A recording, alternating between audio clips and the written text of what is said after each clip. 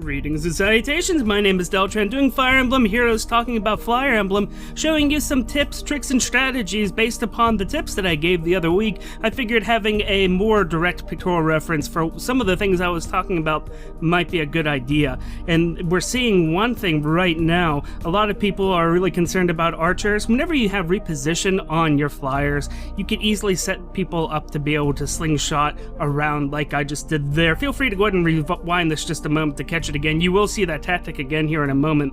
But with that particular maneuver, I was able to just fling somebody across, and it feels like, I always think of Ricky Bobby, slingshot, engaged, and just flinging somebody.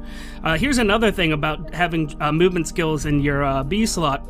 Drag back there was able to get her back and out of the range of fire there. You see me going calculating how far that Julia could reach because of that Ninian.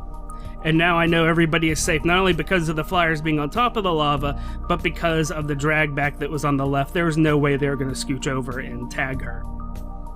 Now right now, one thing I'm doing is I'm trying to separate the two of them so that they quit doing that dance of death where they go forward and get drugged back. And the bait worked. I halfway don't know why, but if you could spread yourself out, that'll help and work quite a lot. Problem is that now I'm sitting here and I'm wondering what's going to happen with that Julia. Well, I'll give you a hint. If there's more than likely that Julia is going to take me out. But I'm going to look towards another person, Camilla, who has a little bit different position on things. I'm going to try to get myself out of there. You could also basically rapidly redeploy things, and you could see that I'm just moving people around. I still have Camilla in the range there, but she was able to take one hit, thankfully. But otherwise, reposition is great, and the drag back skill is fantastic. One thing to note there with that Ephraim, if he did not die because of what Cherish did to him, which was not likely at all, but if that did happen, drag back wouldn't have worked because that would have tried to pull Ephraim on top of the lava. That wouldn't be good. So that was some good reposition and drag back shenanigans. This one here is actually more or less just a straightforward fight using the same group. And here I would like to talk about having the symmetry. This is a very, very symmetrical team. I have 2 blues and 2 greens. I have 2 ranged and 2 melee, and their kits are basically identical. So you're able to split them apart however you need. If you need your 2 flyers to go off that have ranged attacks, you could do that. If you need to have your 2 brave weapon users go off on their own, you could do that. If you need to split them up according to color, you could do that. Having people paired up in Flier Emblem is very important. You never want anybody to be alone. The biggest benefit that a flyer has is all of these sweet buffs. Both of the brave weapon users have fortify flyers on them, which help out the blade tome users that are there. The blade tome users have goad flyers, and either one of them, Cherish or Cordelia, can benefit from both of those goad flyers, meaning they would get +8 speed, +8 strength attack if they needed it. So at this point in time in the video, you see that I reached out already, I pegged somebody, brought them back. Right now I'm trying to figure out how best to get Cordelia up there and away from that Merrick.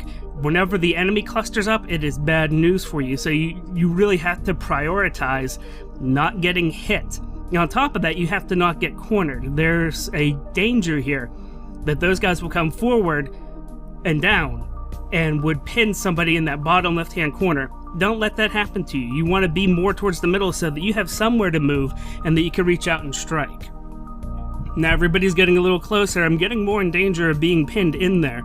So I either have to make a move, or I have to get the heck out of there and completely redeploy myself using reposition to go all the way to the far right side. You see that I'm deciding to go for it.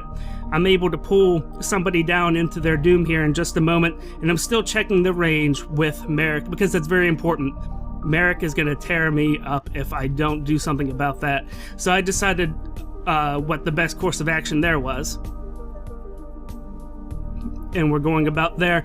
Drag back puts me out of range again. Once again, that's just the best part about this, is that you don't have any, especially on a lot of the PvP maps that don't have walls, you're just out in the open and you can do whatever you want. This is one of the reasons why I can always get a perfect score whenever I use Flier Emblem. I'm so excited in Arena whenever there is no stopping me from using a bonus unit. I absolutely love it. So at this point in time, I'm sort of mopping up, but I can't be careless with Merrick. You don't want to get hit by Merrick. I don't want to risk it. Half my units are blue. That's just a recipe for disaster, but you can see here, I've already set up to fling Shersh up there, or even use someone else if the magical defense was lower. I mean, after all, Merrick is supposed to be a meaty brick wall, but here I just go ahead and take care of business with 2 different hits, somebody on defensive tile taking advantage of that, otherwise that wouldn't have worked out well at all. Now here's another video. I'm using a different strategy here. I'm using only one pair. I'm using a pair of brave weapon users, and I'm giving them 2 different arms, as I talked about in the one section. I'm giving them a defensive unit and a different attack unit there. The defensive unit being Katria, the aggressive unit being Sheeta there.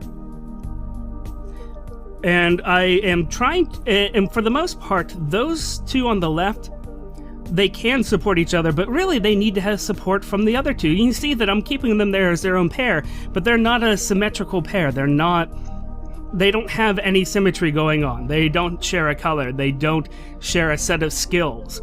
At least the brave weapon users are both brave weapon users, and I can flip them around and do as I need. Now I have them all in a line here. They're sort of unified again.